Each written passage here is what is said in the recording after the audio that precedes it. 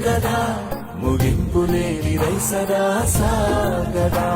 నిస్వార్థమెంత గొప్పదో ఈ పదము రుజువు కట్టదా సిరాలు లక్ష వంపదా చిరాక్షరాలు రాయదా నిసీధి ఎంత చిన్నదో నీ కంటి చూపు చెప్పదా నీలోని వెలుగు పంచగా విశాల నింగి చాలదా